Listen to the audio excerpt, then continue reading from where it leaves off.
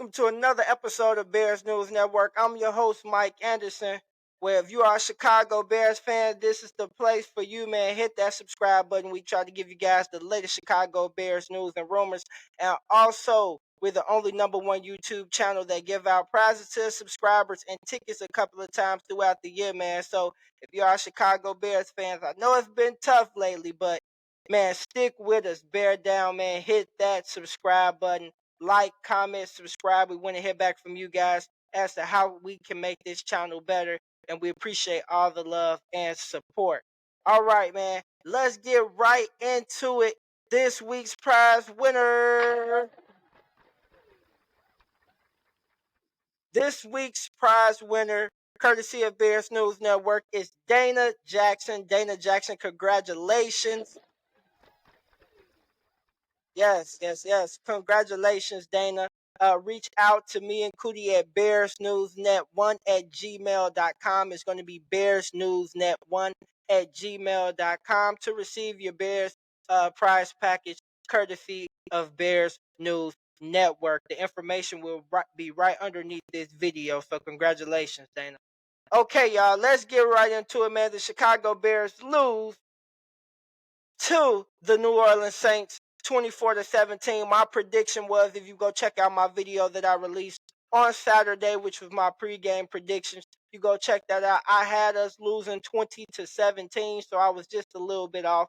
But if you guys can go and check out that previous video, but man, yeah, another devastating loss. We was close. We had an opportunity, just couldn't get it done at that moment in time. We played good in the first half, did not come out strong in the second half on the offensive side of the ball. Man, I just wish that we could have seen more RPOs. It looked like in the first half, Tyson Bagent was doing a lot of RPOs, getting them on the move, bootlegs, and those things were seeming to work. But in the second half, when they made adjustments, they were still working at times, but it seemed like Luke Getsy got away a little bit from it in the second half and tried to make Tyson Bagent more of a pocket passer, and we've seen the results of those. When we go back and we look at Tyson Bagent total game, he had 220 yards, throwing two touchdowns and 3 interceptions. He had a QBR rating of 65.3. So yeah, not a good game from Tyson Bagent. He knows he has to do better. Um, like I said, Tyson Bagent, he had turnovers. They had three. He had 3 turnovers alone. And 5 total they had on the offense. The football gods was still on the Chicago Bears side. Uh, they still were. And it's crazy how when you have 5 turnovers in the game that you only lose by 7 points.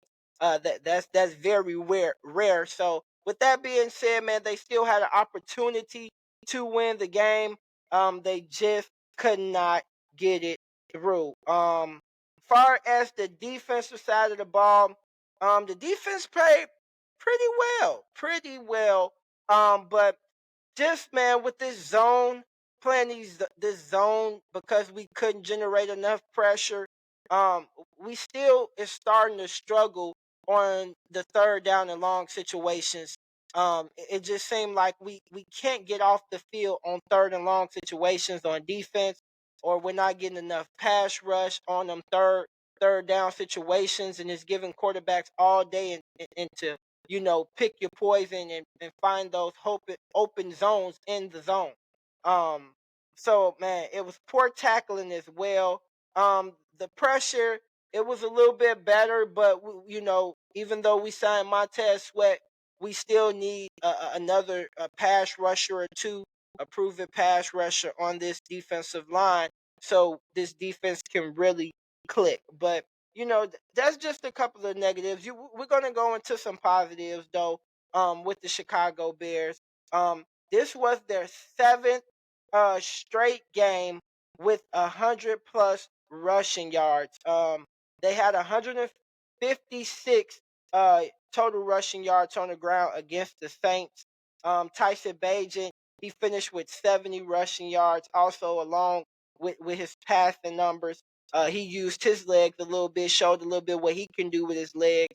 A lot of people didn't know he could run like that, but he could have had more yards, but he really showed what he can do as far as running the ball. Deontay Foreman as well. He's just continued to be a bell cow for this team in times of injury with the running back room. A guy who was out on the outskirts and didn't put his head down, didn't pout about it, just stayed focused and true to himself. And now he's flourishing with his opportunity. He had 82 rushing yards on the day. And let's talk about our man Darnell Mooney having a breakout a game. You can kind of say 5 catches, 82 receiving yards, and he had a 38 long reception. That was the longest of the game, entire game on both sides of the ball. So just a good overall game from him as well, man. Cole Kmet, man. Let's give it up for Cole Kmet, man. Cole Kmet, 6 receptions, 55 receiving yards, 2 touchdowns, man. The last game Cole Kmet did that was at the Denver game at Soldier Field. I was there to see that.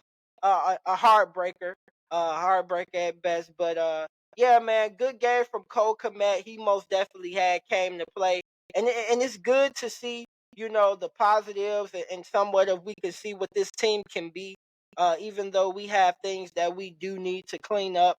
So with that being said, but I really want to see what Ryan Poles is going to do this offseason in the draft and really see because it's looking like we might have 2 high draft picks to be in the top 5 and have 2 picks in the top 5 of this year's upcoming draft. So with that being said, I'm just really excited to see what Ryan Poles is going to do. I still believe in Justin Fields. I hope he's able to come back this Thursday against Carolina and really show that he's the guy.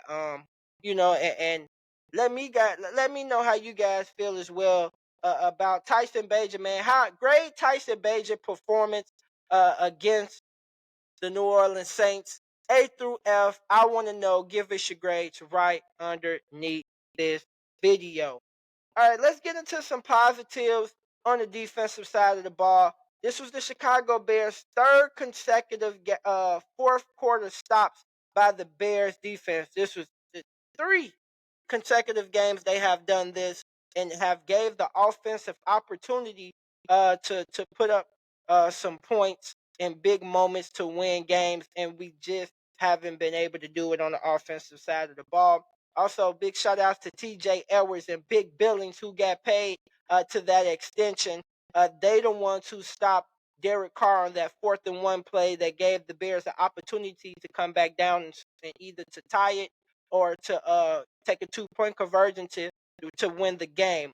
We never got an opportunity to see how that panned out, but also it's the 6th game allowed less than 100 rushing yards by the Chicago Bears. So 6 straight games now so far. The Chicago Bears, they have been able to hold teams under 100 rushing yards. And before Sunday's game, they was ranked 3rd in the league in rush defense.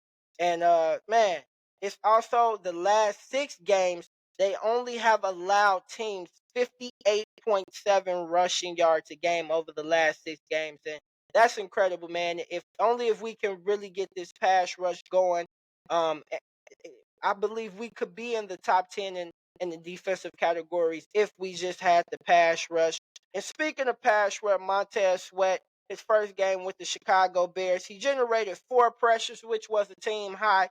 Out of his 25 pressure rushes, 16%, he had a pressure rate of 16%, and that was like 2.73 seconds average time pressures. So man, Montez Sweat still getting a little acclimated. Gotta have that defensive line gel, but I do like the signing of Montez Sweat. I'm excited to see what he can do Thursday as well against the North Carolina Panthers, man. And Montez Sweat did. He had, I think, almost caused a fumble on Derek Carr when he threw the ball and had it going forward and caused the incompletion. So you can kind of see the effects slowly. Montez Sweat ramping up. Hopefully, he gets things going, man, and excited to see that. But just get into some positives and some negatives. of the game, man. How do you guys feel? Like I said, feel free to put your comments right underneath the video. We want to hear from you guys. Let us know your thoughts. Also, man, wish we could give a game ball out too, but we wasn't able to give a game ball out. I was hoping that we would, but me and Cootie have another episode for you guys on Wednesday, just before Thursday night football, where the Chicago Bears take on the North Carolina Panthers, man. So excited to get that out to you guys, man. And like we said, if you're a Chicago Bears fan, hit that subscribe button that doesn't cost you anything. The #1 YouTube channel that give out prizes.